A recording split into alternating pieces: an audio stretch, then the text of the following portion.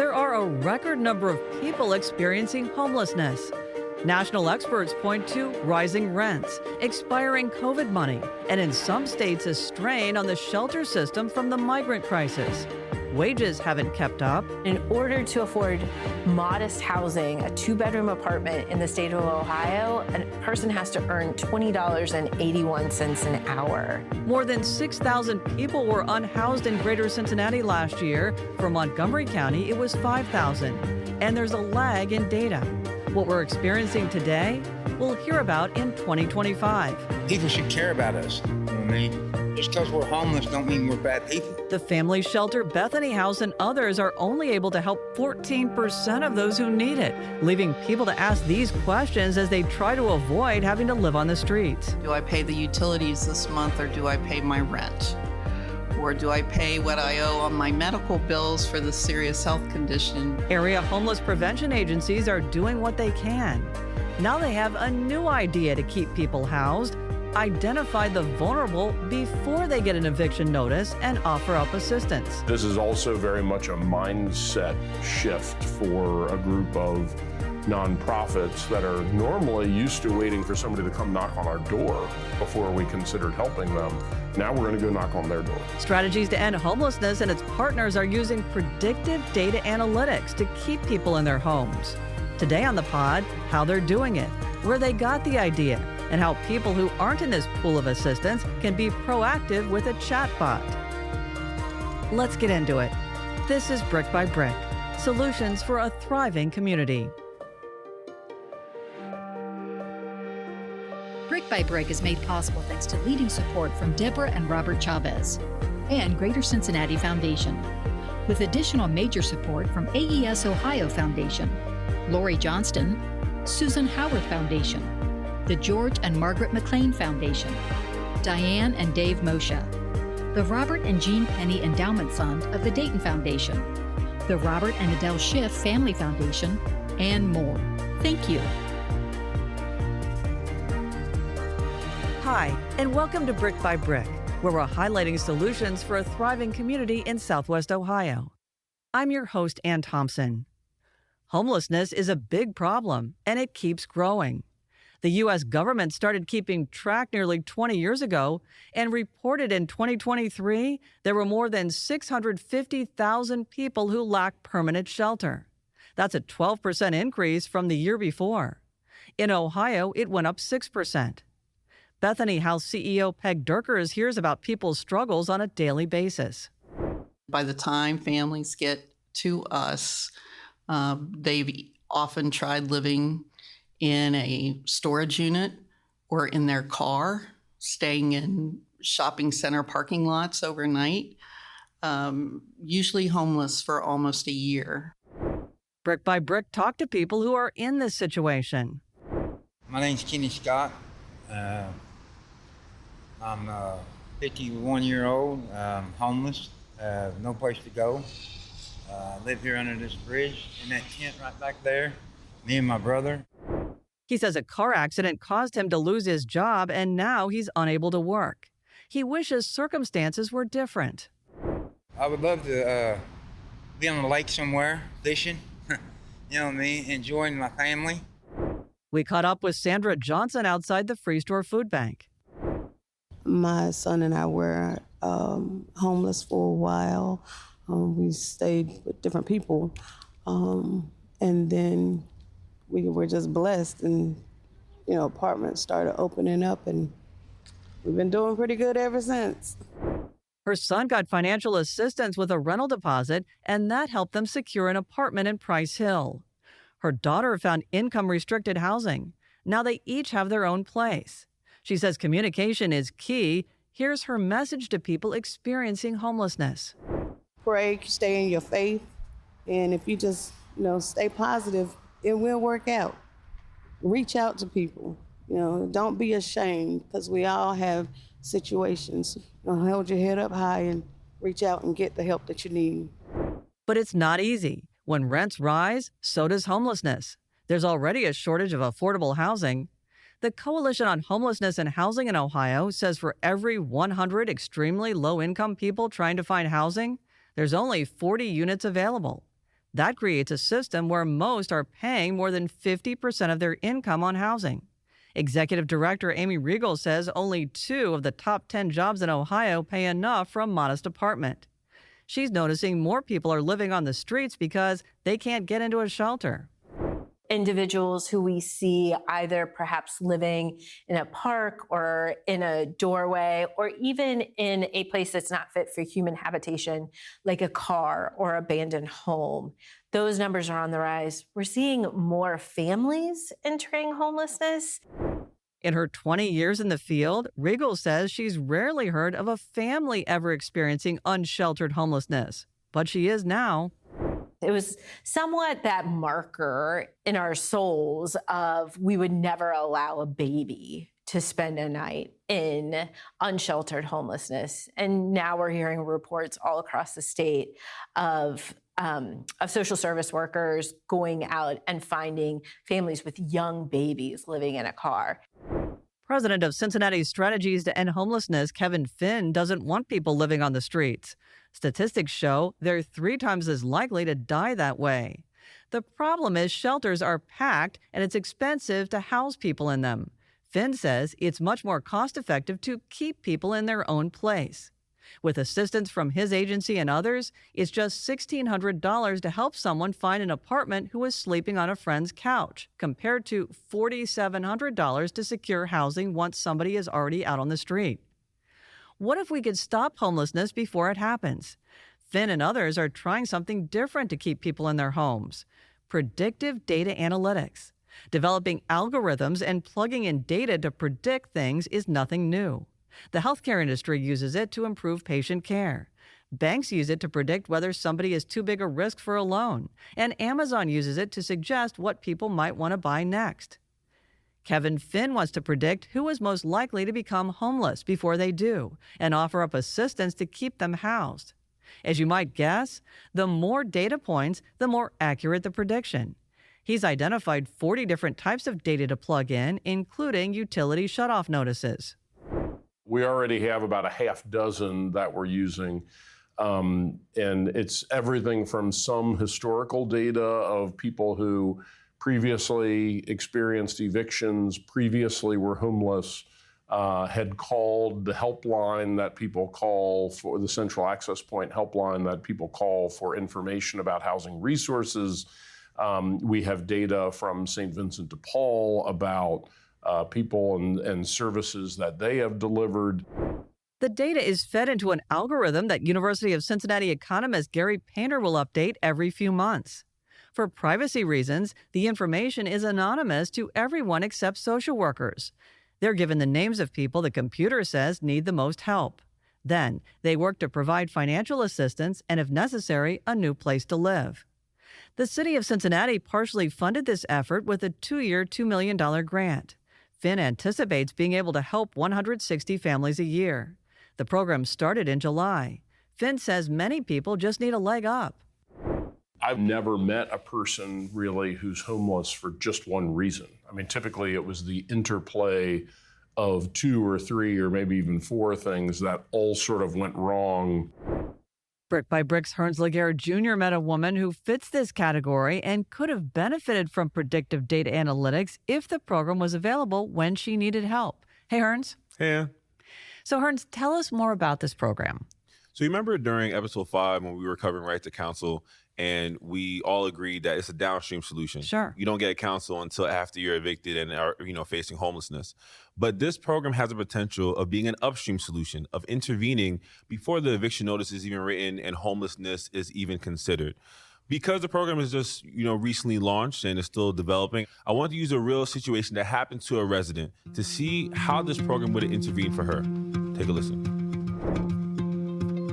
You really got to work like 6 jobs to make a living and stay afloat. Tender Smith is a single mother of 4 kids working 1 job as a medical assistant at Centrum. She's faced financial hardship and has been evicted before.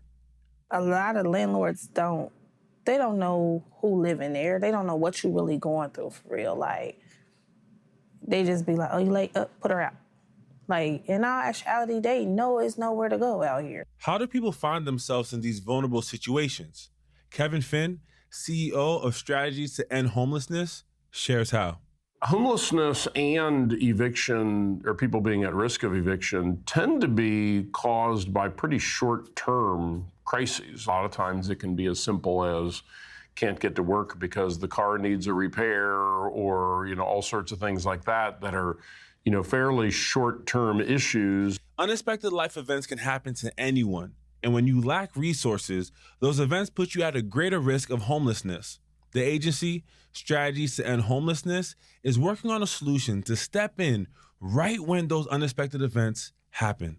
Okay, let's catch people before they lose their housing. With the help of funding through the City of Cincinnati's Impact Award, Strategies to End Homelessness is the lead agency in a new system called the Cincinnati Family Housing Stabilization Collaborative. This program uses data analytics to prevent homelessness. Let's find people before they have an eviction notice in their hand and head off their sort of new or emerging crisis as early as we can. And my experience has been that the further upstream you go with these prevention activities, it costs less to help them, and you get better outcomes for your investment. The way this works is that data is collected from multiple sources, such as Hamilton County, the City of Cincinnati, and organizations alike, masking the names that the data belongs to for privacy. The data is used to build a profile on a household using information that shows if they use emergency rental assistance or applied for services at places like the Free Store Food Bank. Then it gets plugged into an algorithm to see who is likely to get evicted. Once the system flags a person that is at risk, they are identified.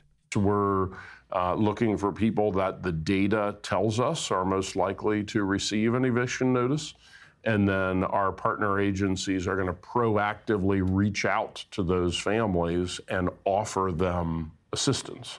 Bethany House is one of the partner agencies. Because the program is new and is still collecting data, I presented to them Tender Smith's situation to see how the program would have intervened. And I had a medical issue going on where I had to get blood transfusions and iron infusions weekly, so I couldn't work full time. And a recent bill forced her to make some tough decisions. They send out water bills every 3 months. I got my first water bill and I was like, oh, hold on. I didn't factor that in. So I was kind of late on my rent. But Tender is determined to stay on top of her bills. I don't see myself getting evicted again or going through that again because I be so serious about my rent. I go broke, I pay my last just to not put my kids through that situation again. But at the same time, it's she'll be times well, what we gonna eat today? Because I just gave all my money for my rent. LaVanya Leonard is the director of housing at Bethany House.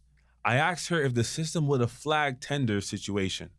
We believe the system would have alerted her, but being able to see whether it be county funds or federal funds, if there is income that she would be eligible for. So the system navigator would have that inside knowledge to be able to connect her to the appropriate services. A service that is available to Tender that's just out there in the ether that she's not aware of. With a program based in prevention, imagine the difference it could make to people in similar situations to Tender's. Tender's situation is not unique. I've been in this work a long time.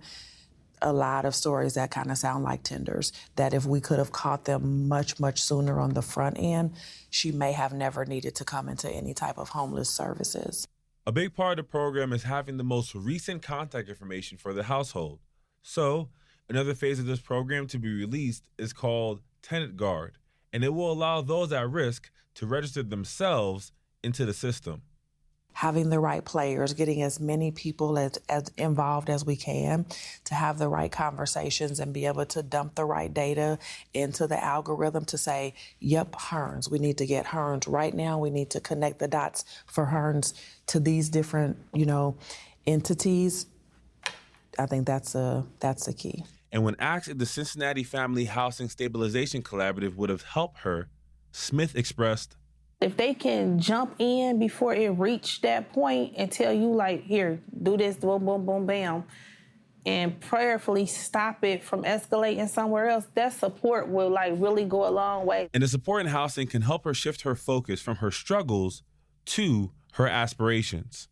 What would you say is the feeling or the thought that goes through your mind most of the time, like on a regular day-to-day? What really be on my mind, like I really would like to get myself together. Like I want to go back to school, get a career, make more money. I really just want better for myself, like, but it's like, man, like it's really hard to get ahead right now. Like I think about it every day. Like I woke up thinking about it this morning, like, what can I do, like, to get out of this situation? Back in the studio now. Thanks for that, Hearns. No problem. So what we've been hearing about for people in this space is that it's just not usually one big thing that happens to somebody that puts them out on the streets. It's a bunch of little things. Like, let's say there's an increase in their water bill or their rent goes up. Yeah, I think that is the biggest thing I want people to walk away from. That's the point I want to emphasize. Those little things that you mentioned, like the water bill, electric bill, or other utilities, an increase in those could cause someone who is tight on funds to miss out on their rent. And that's why programs like this are trying to reach out to Duke Energy. They're trying to reach out to the Public Utilities Commission of Ohio in order to get more information, get more data to create a clearer picture of who needs help. It's data analytics. It needs data in order to be successful. Yeah, makes sense. And there is one other thing that you referenced in your package. It's called Tenant Guard. This is a way for people to self-identify if they're having problems paying their rent and are unlikely to get picked up by the predictive data analytics system. Yeah, and I think this is great because there's no way the program can account for every single person that needs help. That's a large task. So this is a way to self-report and to also update your most recent contact information so that a caseworker can reach out and help you out in your situation. And so here's how the Tenant Guard website is going to work. It uses artificial intelligence to look at the information they provided about their housing situation and suggest resources to them that are available besides what they're doing that maybe they didn't know about. Yeah, I think it could be really helpful. All right, thanks, Hearns. We'll talk to you later for the takeaways. Sounds good.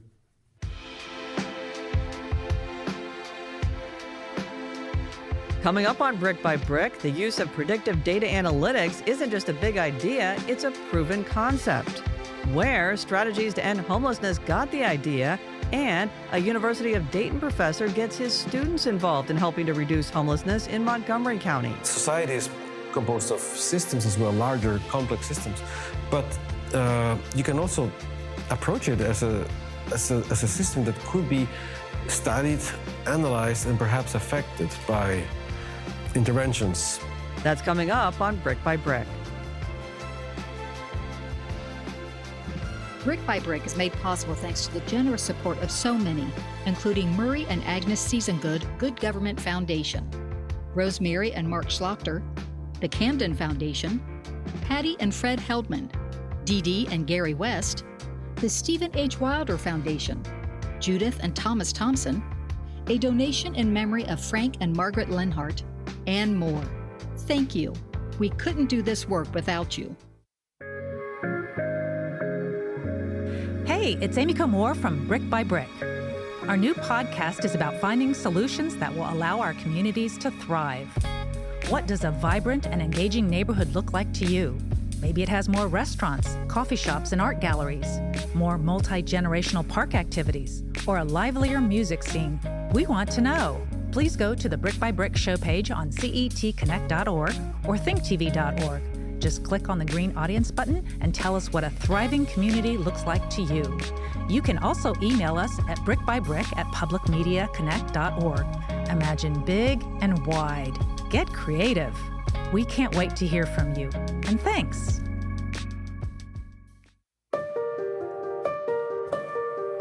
Welcome back to Brick by Brick. How successful is the use of predictive data analytics to reduce homelessness? Here's an example. A data scientist in Spokane, Washington, worked with a local utility company. He studied whether anonymized utility bill data could predict a person's financial status. SmartCitiesDive.com reports his model linked that utility data with information Spokane provided on the use of shelters and assistance programs. With a nearly 75% accuracy, he predicted who would eventually experience homelessness. Here's an international example. Maidstone, England, population nearly 200,000, is 32 miles southeast of London. Its biggest industry is paper.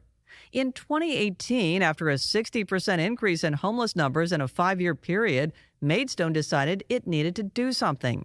The Borough Council reached out to technology partners EY and Zentura to build a predictive analytics platform. Head of Housing John Littlemore spoke to Ernst & Young, whose name has been shortened to EY, for this promotional video. We were aware that this had been used in the private sector before, but this was a new initiative to take forward within the public sector to see how we might improve the outcomes for our residents. Just like the other examples, the system aggregates data from many different sources. That produces a case summary for frontline workers who can then help people who are most at risk of becoming homeless. This data gives caseworkers a lead time of at least 8 weeks before somebody has to go into a shelter or is out on the streets. What came out of that was quite stark. Of the households that were assisted, less than 2% went into temporary accommodation, whereas the group that were not assisted was nearly 20%. With this system, Maidstone says it reduced homelessness by 40%.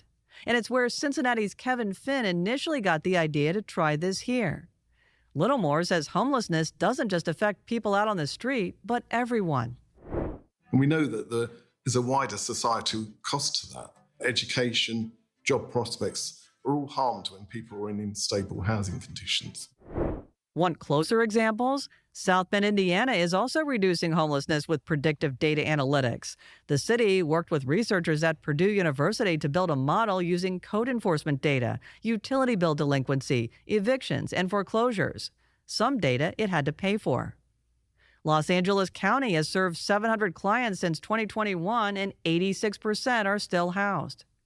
When it comes to this solution, using predictive data analytics to intervene upstream from the problem, there are limitations. The funding. COVID money pays for California's program. That funding is expected to end in 2026. Cincinnati's predictive data analytics program is funded by a 2-year grant from the city. Kevin Finn says there are far more families who need help than money to go around. He continues to line up sources. Another limitation is reaching people who need help. They might have a different phone number or address, or they might not want help. Finn also struggles with getting enough data sources. Some agencies and utilities are not providing information. He hopes that changes.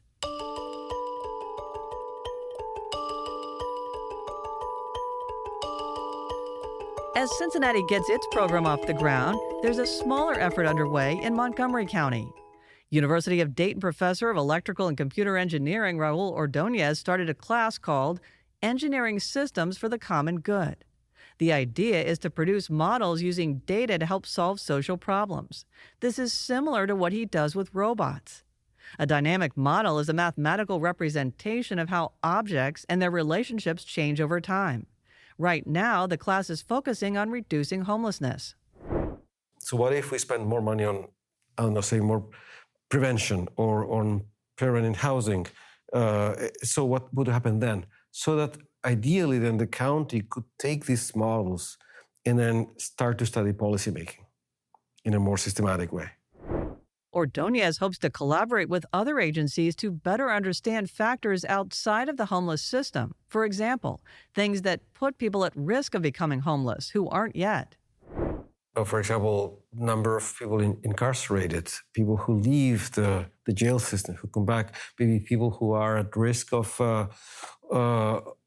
having a health crisis, who have low income, high rents, that kind of thing. So these data are kept somewhere, I'm sure.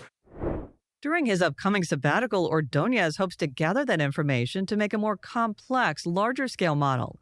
He would like to learn more about how Cincinnati's predictive data analytics program works.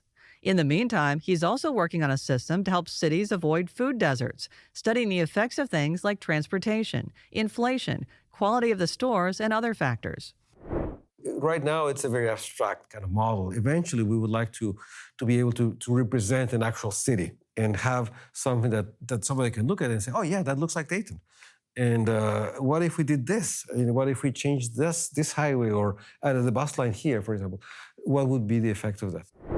One reason Ordóñez is interested in this and preventing homelessness is the poverty he saw while in his native Ecuador.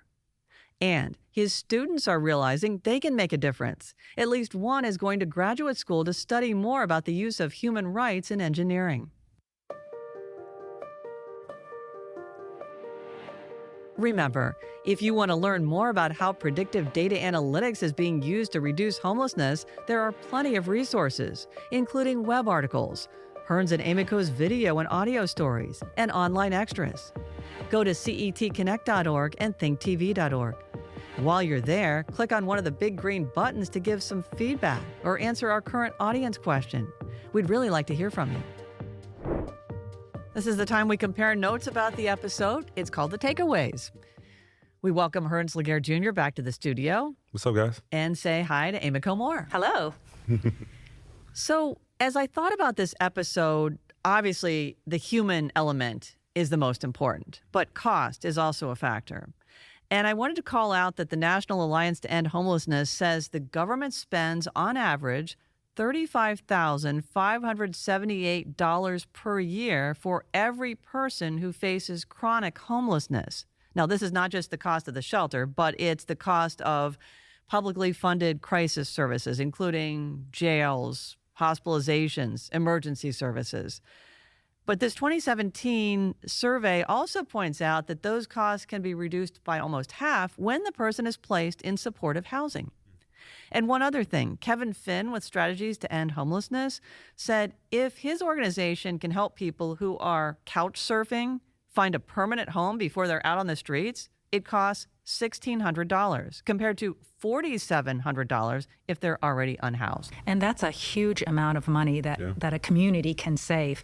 And this data analytics is a real shift in the mindset for a lot of these frontline workers, the case workers who are going in, used to reacting to a situation. Now they can go in and do prevention.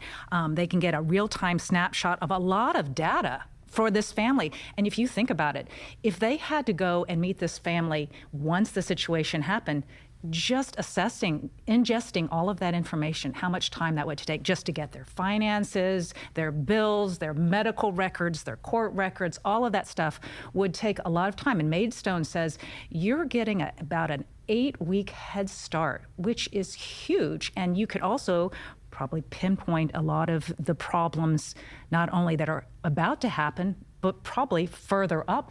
So true. Yeah, and that's the thing, though. Like, we are a very reactive society. We're not proactive. We see a whole bunch of people who are homeless, and our answer is more shelters.